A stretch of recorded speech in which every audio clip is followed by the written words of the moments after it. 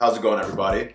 So for a while I've wanted to create this video, and it was spurred off the fact that I suffer from severe depression, and it took me a long time to get to a place where I even wanted to talk about what was going on with myself, admit what was going on, share with my wife, my friends, and actually seek help.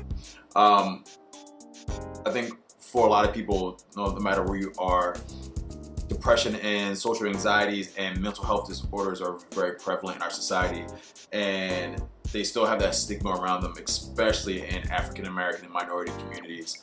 And I think that so many people, especially with the culture that we've created now with social media and everything being so glossy and lavish, that people don't see the other side of other people's lives, and they think that everything is so pristine that when they look at their own lives, they see themselves going in a direction that's just not helpful for them, and often leads to suicides. Like, our suicide rate is up so high, and at one point in my life, suicide was a thought in my mind. So I want to kind of talk about who I am as a person, why I decided to seek help, and why I think and hope that more people decide to seek help from a professional standpoint, or even just learning how to talk to people in your personal friend group, network, family set. So growing up, I'm from North Philly. I grew up right near 29th and Lehigh, so people know it's the hood. And I grew up in, I would say, a stereotypical family in that situation. My mother was a drug addict. I was raised by my grandmother, who was pretty sure an alcohol addict. And I had an uncle who lived with us who was in and out of jail. My older brother kind of raised me, but he was 8 years older than I was, and then he spent a lot of time trying to figure out his own life. But that really left me growing up as even a preteen, trying to figure out how to survive in that environment. 2, pretty much take care of my grandmother. And 3, I didn't give myself the time or the mental capacity to be a kid.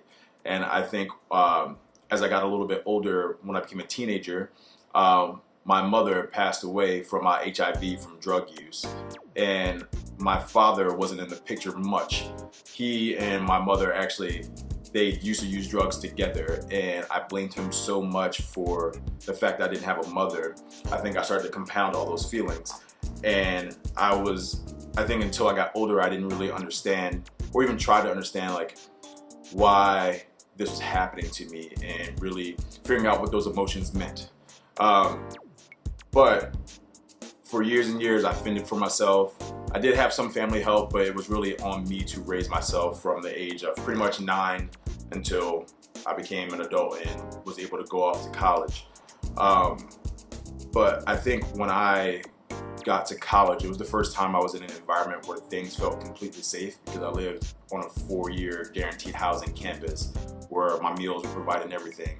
And it was the first time I started to let everything that had happened to me come to the surface. So the pain that I was feeling started to come out. When I was in college, I was drinking heavily, and a lot of it was to forget the pain of, 1, not feeling like I was a part of a family, 2, looking at everyone else who was in college at that time. I'm 33 now, so I've been out of college for about 11 years.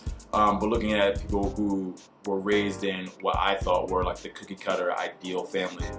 And I started to undervalue myself, I think. Even though I was a solid student, I was a great athlete, and I was highly ambitious, and obviously I have my own business now. But I never took time to seek real mental health until one time in college. I had an alcohol infraction where they made me go see a counselor, and I really started to talk about all the issues I was having.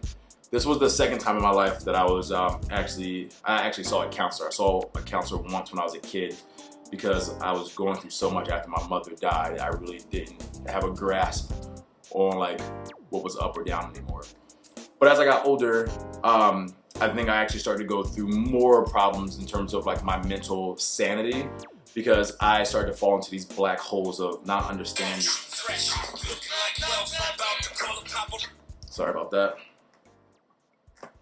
So I started to fall into these black holes. So now I'm married, I have a son, we have a house, and all those things seem well, and they are great things. But I would say over the last 5 years, my mental sanity has started to break a little bit, and I couldn't understand why. And for years, I thought I was broken. Like, I thought that for me to move forward in my life, I needed to be gone. So like, I was like, maybe I should take my own life. And I spoke a lot with a few friends, and I spoke with my wife, and then I started to seek therapy. And the one thing that I got out of therapy that I never thought about, even though like I'm an educated person, is that like not everything that happens to you mentally in terms of like your mental sanity is your fault. Like, you can't control everything, and you shouldn't be ashamed of the fact that like you might be depressed, and there are ways that you should be able to try to help yourself, either going to therapy, creating your own series of practices to kind of get you through where you're going. And the last resort for me was medication. So I was like, fuck this medication situation. I did not want to take any drugs because I didn't want to lose who I was. And my doctor said something really smart to me. My therapist said something really smart to me. She was saying that, like, if you're someone who has a medical condition, like you have like a diabetes or something where you have to take medication, you don't typically say, no, I want to take this medication so I can live. You usually take that medication. And people often don't look at depression as a true disorder, and it really is. So you shouldn't be ashamed of it. So I think the one big thing is like letting go of the stigma of depression. Like, it took me so long to get to a point where I can feel as though that my depression wasn't who I was, but it is a part of me. And for me to get a handle on it, I need to do something to really combat it. So I did go on medication for some time, and it helped me level out, but it also made me feel a little off. But what I decided to do was, on top of the medication, get back into healthier habits. So I got back into exercising, I started writing, but then what I really started to do more was to be open and honest with myself and the people who I surrounded myself with, because everybody's not the same, and people that you care about should understand that like these are the things that you go through. And it was such an amazing feeling to have people really understand me, because I was finally getting to a place where I was open and being able to talk about like, this is what I actually feel like, and explaining the fact that it's not just this temporary thing, and people could understand, or people could just see that like this was really affecting me, put me in a better place to feel as though I wasn't this quote unquote broken anymore. And trust me, every day I go through the motions, and sometimes I write, sometimes I don't.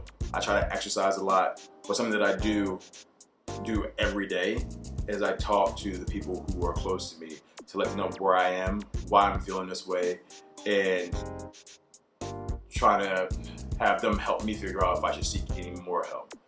But overall, man, if you can find people to talk to, can be a family member, sometimes just a friend. I think my friends are the people who really help ground me the most and make me feel as though I'm not losing myself. And don't be afraid to seek therapy. Like, no matter what your community is, there are people who are actually here to listen to you, because your life is valuable. Like, without you, there's no anything. And I had to get back to a place to feel like I was valued. No matter how much like I've done from what I've created with my brands and things of that nature, sometimes you just feel broken. And I was happy to be able to talk to other people to help me realize that what you're going through isn't my fault. It's just a part of who I am. So if you're looking for any help, if you're feeling like you're on the edge, talk to a suicide prevention hotline. Seek therapy. Therapy is easy to seek now. Like, there's apps for like Talkspace, Regain, or you might want to even talk to your actual doctor, because there are ways to help you get back to yourself. And then once you get there, it's a beautiful space to be. I know this is very haphazard, but I felt like if I didn't say something about what I was going through and I'm still going through, I would be doing a disservice to everyone, because I've seen myself on the edge and it is so scary. And it's like you put yourself in a space where you feel as though nothing matters, but you have to realize in someone's world, you are their world. And you have to be your own world at some time too, and really value the fact that you're alive in here. And I'm happy that I'm there. And I hope like just this helps someone get somewhere. So thanks for listening. I'm so grateful for everyone who's helped me get to where I am, because life is hard. This world is tough. And sometimes you just need an outlet for someone to listen to what your problems are, and hopefully just give you a little love and guidance.